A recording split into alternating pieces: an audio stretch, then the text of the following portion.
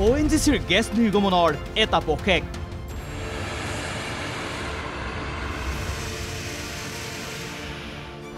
পোন্ধৰ দিনে নাহিল কোনো সুখবৰ। বৃহস্পতিবাৰে যোগ দিলে আন দুই আমেৰিকান বিশেষজ্ঞই। কমা নাই জনতাৰ ক্ষোভৰ জুই। SK পেট্ৰৰ কাৰ্যালয়ত দল সংগঠনৰ প্ৰতিবাদ। শিৱসাগৰৰ ভটিয়াপাৰৰ বাৰিচুকৰ সহস্ৰাধিক লোকৰ বাবে কেতিয়াকৈ আহিব সুখবৰ? কেতিয়াকৈ ৰোধ হ'ব ONGCৰ ৰিগৰেই ভয়ংকৰ গেছ নিৰ্গমন? বিগত 15 দিনে উত্থাপন হৈ অহা এই প্ৰশ্নৰ সুদুত্তৰ নাই ONGC কৰ্তৃপক্ষৰ ওচৰত। জীৱন সম্পত্তিৰ চৰম সংশয় লৈ 15 দিন ধৰি অনিশ্চিত সময় অতিবাহিত কৰিছে বৃহত্তৰ অঞ্চলটোৰ হেজাৰ হেজাৰ লোকে। ONGCৰ বিৰুদ্ধে ক্ষোভ প্ৰকাশ কৰিবলৈ আজি যেন ভাষা নাই স্থানীয় লোকৰ। বাৰম্বাৰ ভুল কৰাৰ পাছতো কৃষ্ণ আগৰৱালাক ONGCয়ে ৰক্ষণাবেক্ষণ দি অহাৰ অভিযোগ। কৃষ্ণ আগৰৱালাই গেলেকীত এবাৰ এনেকুৱা অইল ফিল্ড বিপদত পেলাইছে, তাৰ পিছতো ONGCয়ে ৰক্ষণাবেক্ষণৰ চুৰটোক দিছে আৰু সাধাৰণ জনসাধাৰণক কিন্তু সদায় তেখেতলোকে মাধমাৰ সোধাইছে। অঞ্চলটোৰ শিক্ষাৰ্থীসকলৰ জীৱনলৈ ONGCয়ে অমানিশা নমাই আনিছে। 5খন বিদ্যালয় বন্ধ হৈ আছে ONGCৰ গেছ নিৰ্গমনত।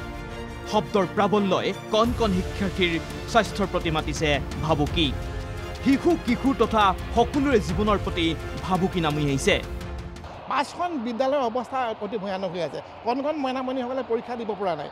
এই কণ কণ মইনামণিসকলৰ ভৱিষ্যত শেষ কৰি পেলাইছে। আৰু এই চাউণ্ডটো আজি এই চাউণ্ড যিটো হৈছে শব্দ পাবলৈ উচ্চ পাবলৈ শব্দ হৈছে আপোনাৰ সাংঘাতিক ধৰণৰ, আপোনাৰ ঘৰত থাকিব নোৱাৰে। উল্লেখ্য যে বৃহস্পতিবাৰৰ পৰা ৰিক্সস্থলীত সংস্থাপন কৰা হৈছে 200 মেট্ৰিক টনৰ বৃহদাকাৰৰ ক্ৰেন।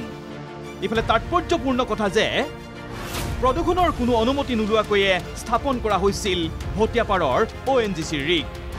অসম প্ৰদূষণ নিয়ন্ত্ৰণ পৰিষদৰ কাৰণ দৰ্শোৱাৰ জাননী ONGCক। কাৰোবাৰ উৎকোচ লৈ ইমান দিনে প্ৰদূষণ নিয়ন্ত্ৰণ পৰিষদ বহি আছিল নেকি বুলি প্ৰশ্ন দল সংগঠনৰ।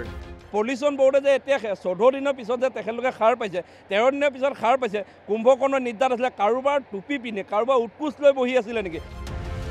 ইফালে বৃহস্পতিবাৰে আটাচু আহোম সেনা, সংগ্ৰামী সেনা, অসমীয়া যুৱ মঞ্চ, উজনি অসম থলুৱা মুছলিম যুৱ পৰিষদ, কোচ ৰাজবংশী ছাত্ৰ সন্থাকে ধৰি প্ৰায় 10টা সংগঠনৰ শিৱসাগৰস্থিত SK পেট্ৰৰ কাৰ্যালয়ৰ সন্মুখত প্ৰতিবাদ।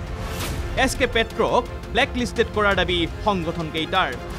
শ্ৰীকৃষ্ণ আগৰৱালাক গ্ৰেপ্তাৰৰ দাবী। ভটিয়াপাৰ বাৰিচুকবাসীক উচিত ক্ষতিপূৰণৰ দাবী। দল সংগঠনৰ এইসমূহ দাবী নামানিলে ONGCৰ তেল আৰু গেছ অন্বেষণ বন্ধ কৰি দিয়াৰ হুংকাৰ সংগঠনকেইটাৰ।